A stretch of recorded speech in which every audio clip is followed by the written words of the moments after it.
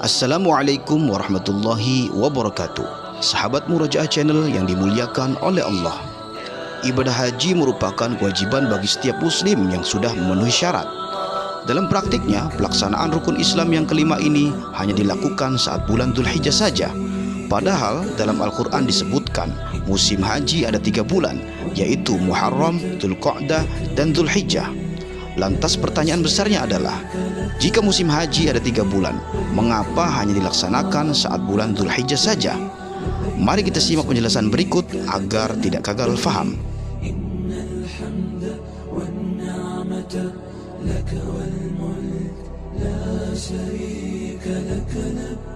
Perintah ibadah haji adalah tertulis dalam Al-Quran. Firman Allah Subhanahu wa ta'ala, Al-Hajju ashhurum ma'lumat, faman farada fihinna al-hajja fala rafatha wala fusuqa wala jidala fil hajj, wa ma taf'alu min khairin ya'lamuhu Allah, wa tazawwadu fa inna khairaz zadi taqwa, wattaquni ya ulil albab. Yang artinya, musim haji itu pada bulan-bulan yang telah dimaklumi. Barang siapa mengerjakan ibadah haji dalam bulan-bulan itu, maka janganlah dia berkata jorok, rafas, berbuat maksiat, dan bertengkar dalam melakukan ibadah haji. Segala yang baik yang kamu kerjakan, Allah mengetahuinya.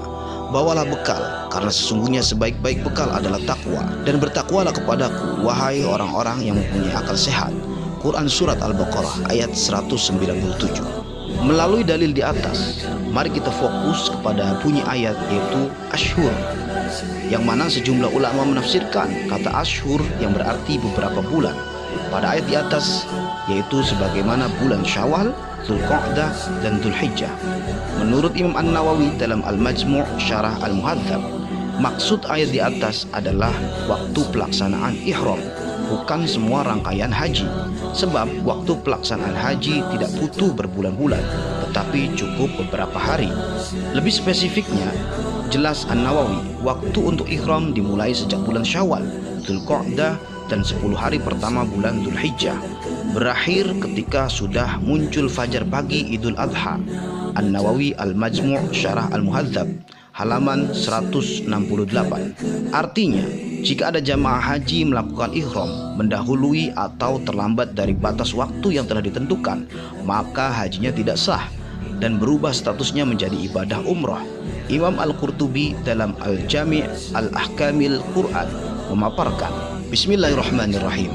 Wa qala Atha wa Mujahid wa Tawus wal Auza'i, man ahrama bil hajji qabla ashhuril hajji lam yajuzhu dzalika an hajjihi wa yakunu umratan kaman dakhala fi salati qabli waqtiha fa innahu la tajuz bihi wa takunu nafilatan wa bihi qala Syafi'i wa Abu Thawr. Yang artinya Imam Atha, Mujahid, Tawus, dan Al-Auza' berpendapat, siapa yang melakukan ihram sebelum memasuki musim bulan-bulan haji, maka statusnya bukan lagi haji, melainkan umrah. Seperti orang yang melaksanakan sholat fardu sebelum masuk waktunya, maka statusnya menjadi sholat sunnah, bukan fardu. Demikian menurut Imam Syafi'i dan Abu Thawr. Imam Al-Qurtubi Al-Jami' Al-Kamil Quran Juz 3 halaman 320. Kemudian waktu pelaksanaan rukun-rukun haji lainnya yang berupa wukuf di Arafah, tawaf, sa'i, mencukur rambut, semuanya sudah ditentukan sebagaimana yang sudah diajarkan oleh Nabi Muhammad SAW saat peristiwa Haji Wada. Regulasi ini sifatnya taufiqi, tidak bisa ditawar. Hal ini sebagaimana sabda Nabi berikut, litakhudhu manasikakum fa inni la adri la'alli la ahujju ba'da hajjati hadhihi. Artinya, ambillah manasik tata cara haji kalian dariku, karena aku tidak tahu apakah aku masih bisa berhaji setelah hajiku ini. Hadis riwayat Muslim. Menurut Imam An-Nawawi, hadis ini merupakan dasar yang kuat untuk acuan teknis pelaksanaan haji berdasarkan peristiwa Haji Wada Rasulullah SAW. Seolah-olah Nabi bersabda, hal-hal yang aku lakukan pada haji ini, baik berupa gerakan, bacaan, dan sejumlah ketentuan lainnya, merupakan rangkaian dan ketentuan-ketentuan haji. Semua ini merupakan manasik kalian. Ambil, terima, jaga, amalkan, dan ajarkanlah kepada orang lain tentangnya. An-Nawawi Syarah Muslim Juz 9 halaman 419. Lebih jelasnya, berikut adalah waktu-waktu pelaksanaan setiap rukun haji. Yang pertama, ihram dilakukan sejak masuk bulan Syawal sampai terbit fajar tanggal 10 Dzulhijjah.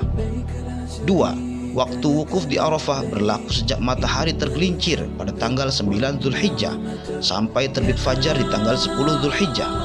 Pelaksanaan wukuf ini merupakan rukun haji yang paling pokok karena waktunya yang terbatas, berbeda dengan rukun-rukun lainnya, sehingga jamaah yang tertinggal melakukan rukun ini hajinya tidak sah dan harus mengulangi tahun depan. Sebab itu wukuf merupakan inti dari ibadah haji. Rasul sallallahu alaihi wasallam bersabda, "Al-hajju Arafatu faman adraka lailata Arafata qabla tulu'il fajri min lailati jam'in faqad tamma hajjuhu." Yang artinya, inti haji adalah wukuf di Arafah. Barang siapa yang mendapatkan malam Arafah sebelum terbit fajar dari malam jam'i, malam mabit di Muzdalifah maksudnya, maka hajinya telah sempurna.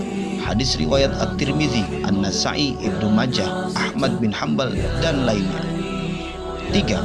Waktu tawaf berlaku sejak tengah malam 10 Dzulhijjah dan tidak ada batas akhir waktunya. Yang lebih utama, jamaah haji menyegerakan tawaf pada hari raya Kurban sebelum tergelincirnya matahari, kemudian kembali ke Mina dan sholat zuhur di sana.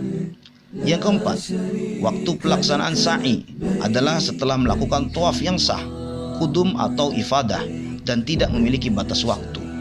Yang kelima, waktu pelaksanaan mencukur atau memotong rambut mulai dari tanggal malam hari raya Kurban dan tidak memiliki batas waktu. Kesimpulannya adalah, meski dalam Al-Quran surat Al-Baqarah ayat 197 disebutkan musim haji selama 3 bulan, yaitu Syawal, Dzulqa'dah dan Dzulhijjah, akan tetapi hal itu hanya berlaku bagi salah satu rukun saja, yaitu ihram.